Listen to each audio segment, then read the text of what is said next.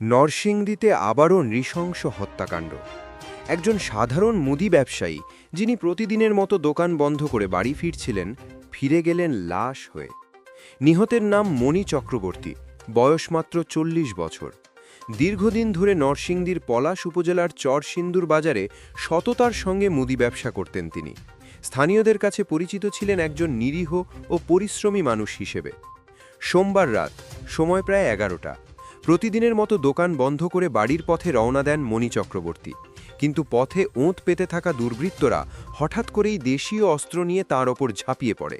কোনো সুযোগ না দিয়েই এলোপাথাড়ি কুপিয়ে ফেলে তাকে। রাস্তাতেই রক্তাক্ত অবস্থায় মাটিতে লুটিয়ে পড়েন মণি।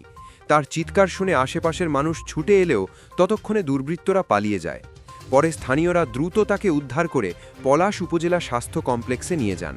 কিন্তু নিয়তি তখন নির্মম। হাসপাতালে পৌঁছানোর পর কর্তব্যরত চিকিৎসক মণি চক্রবর্তীকে মৃত ঘোষণা করেন। এই খবর মুহূর্তেই ছড়িয়ে পড়ে এলাকায়। চরসিন্দুর বাজার জুড়ে নেমে আসে শোকের ছায়া।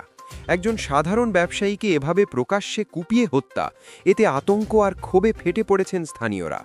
পলাশ থানার ভারপ্রাপ্ত কর্মকর্তা শাহেদ আল মামুন জানিয়েছেন, খবর পাওয়ার সঙ্গে সঙ্গেই পুলিশ ঘটনাস্থল পরিদর্শন করেছে। নিহতের মরদেহ ময়না তদন্তের জন্য নরসিংদী সদর হাসপাতালের মর্গে পাঠানো হয়েছে। হত্যাকাণ্ডে জড়িতদের শনাক্ত ও গ্রেপ্তারে পুলিশের অভিযান চলমান রয়েছে। তবে প্রশ্ন থেকেই যায়, কারা এই হত্যার পেছনে? কী ছিল উদ্দেশ্য? ব্যবসায়িক বিরোধ, পূর্বশত্রুতা, নাকি অন্য কোনো অজানা কারণ? একের পর এক এমন হত্যাকাণ্ড সাধারণ মানুষের নিরাপত্তা নিয়ে বড় প্রশ্ন তুলে দিচ্ছে। রাতে দোকান বন্ধ করে বাড়ি ফেরা একজন ব্যবসায়ীও যদি নিরাপদ না থাকেন, তাহলে আমরা কতটা নিরাপদ? আপনার মতামত কি?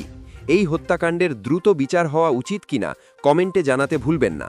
ভিডিওটি গুরুত্বপূর্ণ মনে হলে লাইক দিন, সত্য খবর ছড়িয়ে দিতে শেয়ার করুন, আর এমন আপডেট পেতে এখনই চ্যানেলটি সাবস্ক্রাইব করুন।